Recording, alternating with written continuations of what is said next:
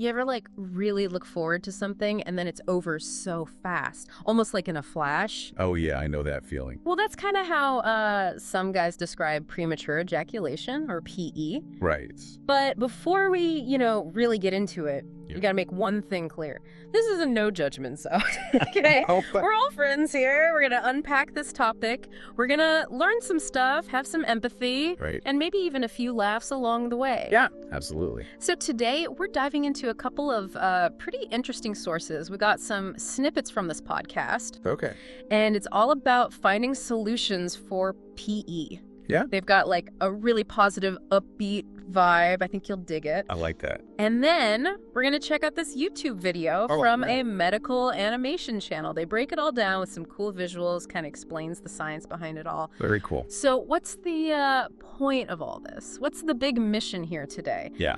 I think we want to give you the lowdown on PE, like debunk some of those myths For sure. and just explore the science behind it all. Absolutely. Yeah. And what you can actually do about it. Right. I think that's a key piece. What can we actually do? Exactly. Solutions. Solutions. There we go. Yeah. So something that surprised me, just how common PE actually is. Yeah. Our sources say something like 30 to 40% of men experience it at some point in their lives. Wow. That's a pretty big number. Yeah, 30 to 40%. Yeah. That's way more than I thought. It is. It's definitely not like this rare, Yeah. embarrassing You're thing. definitely not alone if you're dealing with this. It's important to know that. Oh, for sure. Yeah. And, Yeah. one of the biggest misconceptions out there is that it only happens to, young guys Oh, yeah, for sure. or inexperienced guys. Yeah, that's a myth. Oh, right. Definitely a myth. The podcast, they specifically mention that. It's just not true. It can affect, men Okay. of all ages, Oh, all damn. experience levels. So, Yeah. again, if you're listening to this and thinking, am I the only one? Right. Definitely not. Definitely not. Definitely not. I like that. Yeah. All right. So we know it's way more common than people might think. Right. What exactly is Yeah. it? What's happening? What's going on? What's going on in the body? Yeah. Well, this is where I think that medical animation video Okay. is pretty helpful. Yeah. They break down the male orgasm into these 4 phases. Right. But the key takeaway, I think, Okay. is this idea of control. Control. Men usually have Right.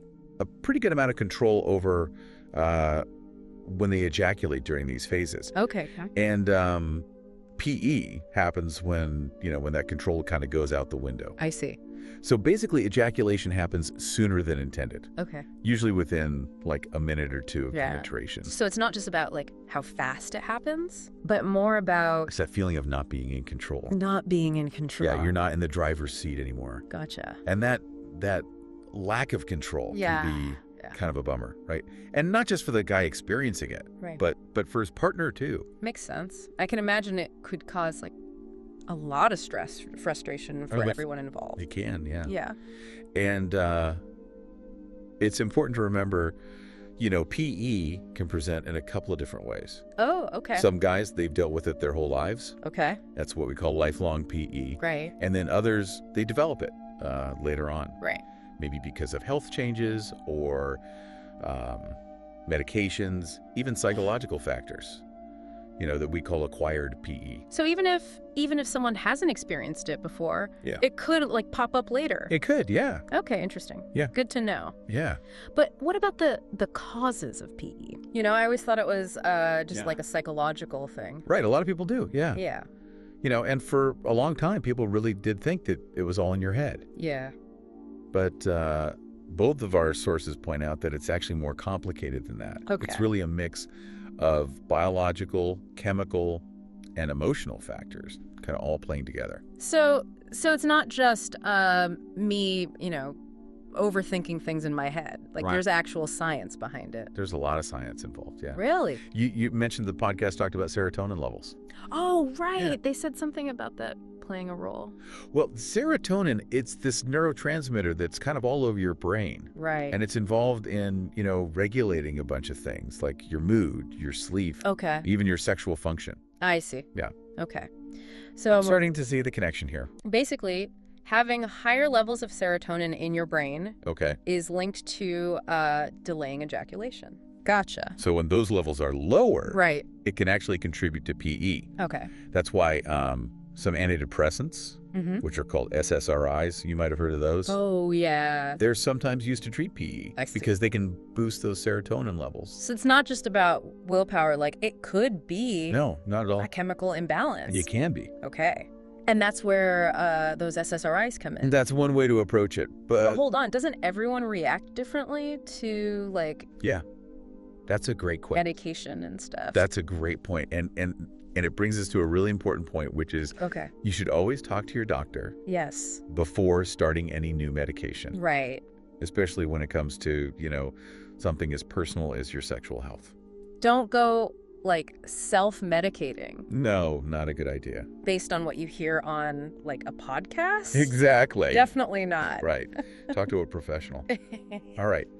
Speaking of sensitive areas. Okay. What about penile sensitivity? Yeah, that's a big one. Does that play a role? It does, absolutely. Oh, So no. the head of the penis, which is called the glans penis, Okay.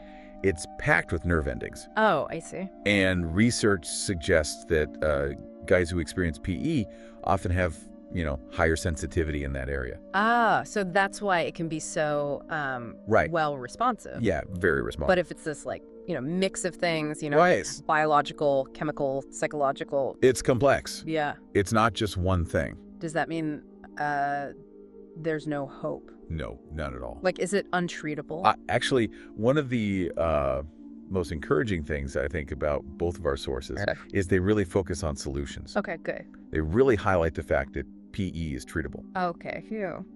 We're talking behavioral techniques, Right. medical interventions, the whole 9 yards. Okay, that's a relief to hear. Yeah, there's a lot you can do. So let's dive into those solutions. Okay, great. What are some things that people can do to manage this? Well, let's start with, behavioral techniques. These are often kind of the first line of defense, Right. and they can be really effective. The podcast mentioned the stop, start, and squeeze techniques. Yes. Those sounded kind of interesting. They are. Maybe a little hands-on. They do involve a bit of, shall we say, Right. active participation. So the stop-start method is all about, like, stimulating the penis until you're close to ejaculation, then stopping and waiting for that feeling to subside, and then you repeat that a few times before actually allowing yourself to ejaculate. Exactly. So it's all about, like, building up stamina and becoming more aware of those sensations. Like hitting the brakes before you get to the finish line. Yeah, exactly. It's about retraining your body and your mind to kind of recognize those signals and have more control over the process. Okay. And then the squeeze technique. Okay, yeah. It's similar to stop-start. Right. But instead of stopping completely, you apply kind of a firm pressure to the head of the penis. I see. For a few seconds. Right. When you feel close. And that can help reduce the urge to ejaculate and give you more control. So both of these are about, like, taking a time out to kind of regain control. Whether it's a full stop or just a quick squeeze, Okay. Yeah. And with practice, these techniques, they can be really helpful in helping guys gain mastery over their ejaculatory reflex. Like anything, it takes practice. That's amazing. Yeah.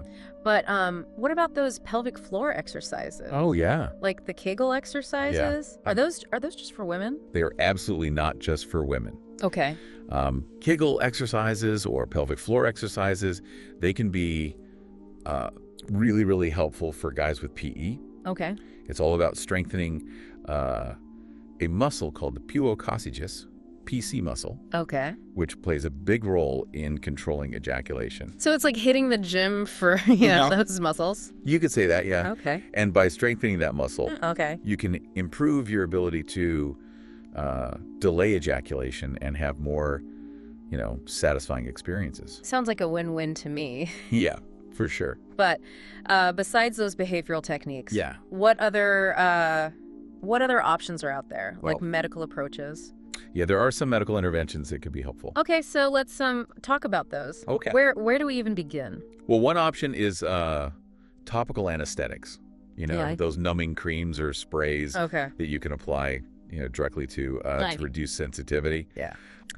But the medical animation video, they really emphasize how important it is to, use these correctly. Absolutely. Following the instructions carefully is key, especially when it comes to timing. Right. And washing off the cream before things get intimate. Yeah. You don't want to numb anyone unintentionally, that's for sure. Definitely don't want any surprises there. No. But it seems like topical anesthetics are more of a, temporary fix. Yeah, you could say that. Do they actually, address the underlying causes? That's a good point. It's more like putting a Band-Aid on a wound rather than treating the infection. Gotcha. So while they can provide, some relief in the moment, they're often best used in conjunction with other approaches like those behavioral techniques we talked about, or even therapy. Okay, so it's about finding the right toolkit. Yeah, exactly.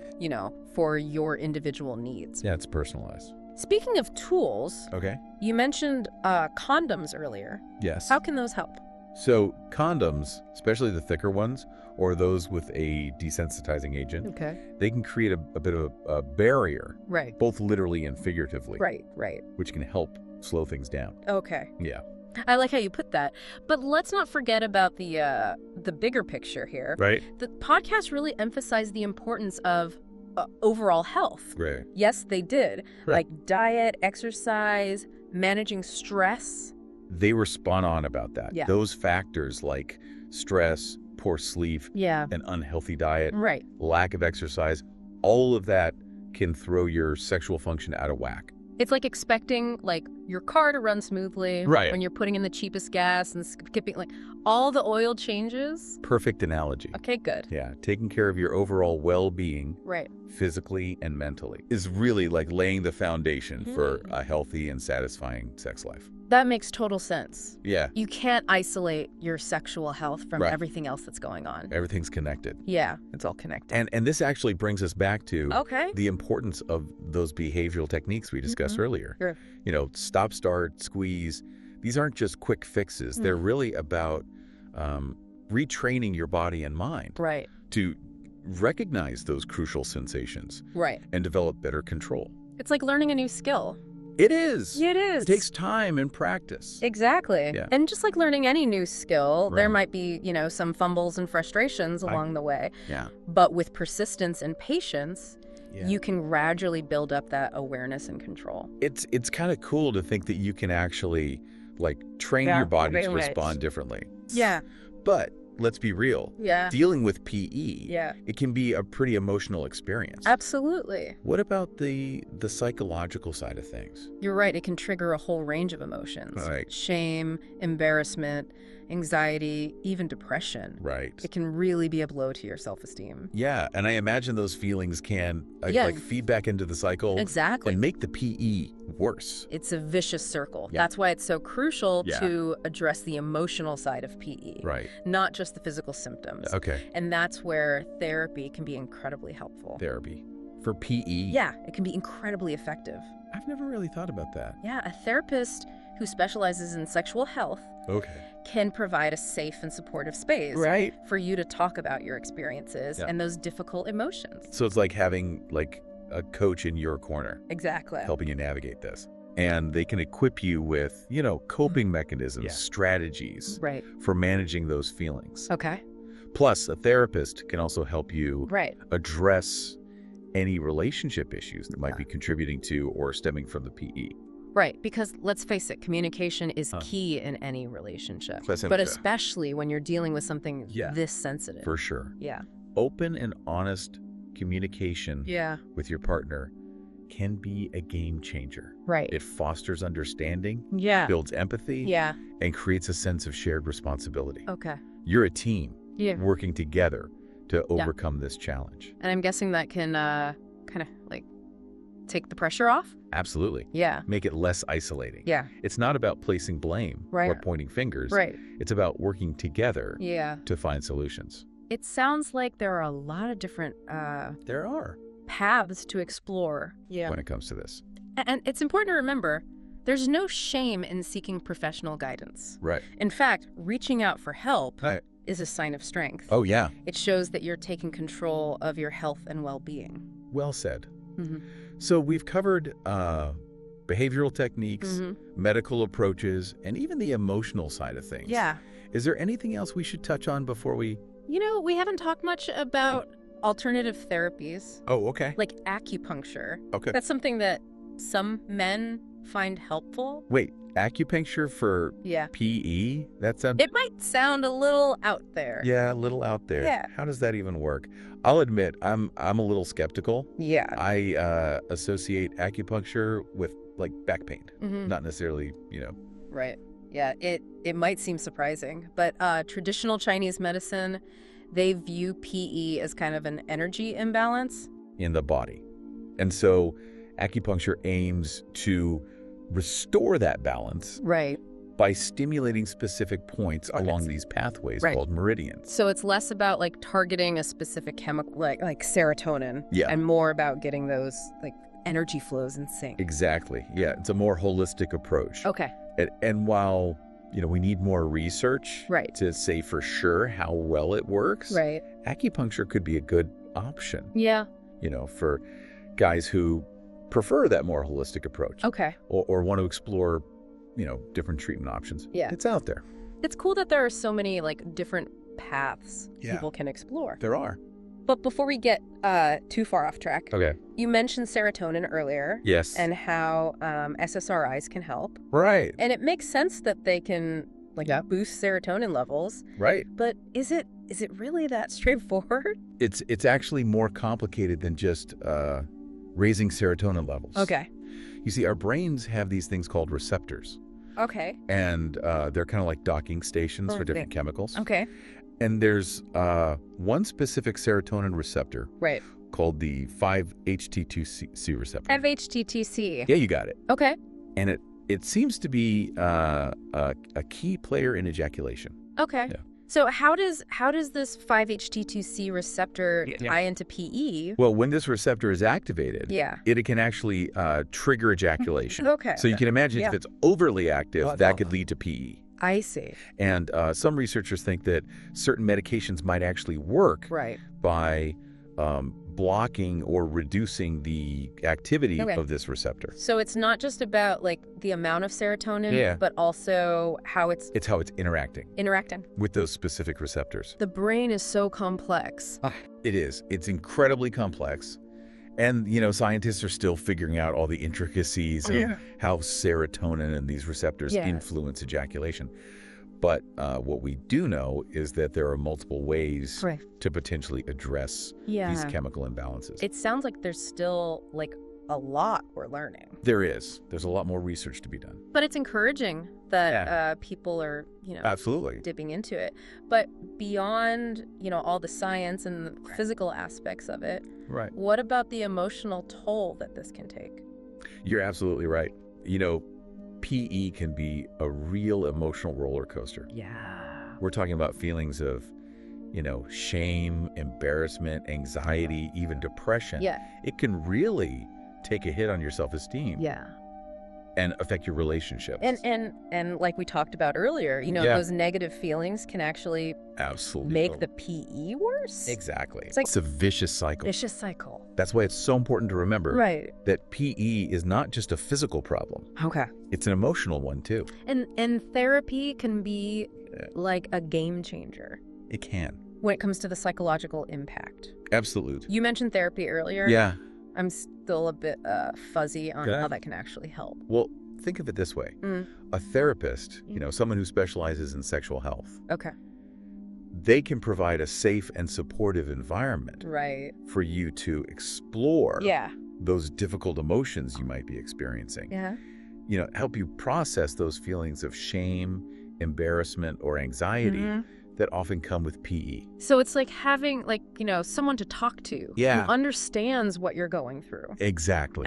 And they can give you guidance and support. And beyond providing, a listening ear. Therapists can actually teach you coping mechanisms for managing those feelings, which can really help break that negative cycle. Yeah. They can also help you work through any relationship issues that might be, contributing to or stemming from the PE. Right, because, communication and intimacy are so intertwined. They are. Having a therapist to kind of facilitate those conversations could be really helpful. It can be very helpful. Yeah. For both partners. So we've got behavioral techniques, medical interventions, alternative therapies, and even therapy as potential tools. It's a whole spectrum of options. Yeah, whole spectrum. And that's the beauty of it. There's no one-size-fits-all solution. Right. It's about finding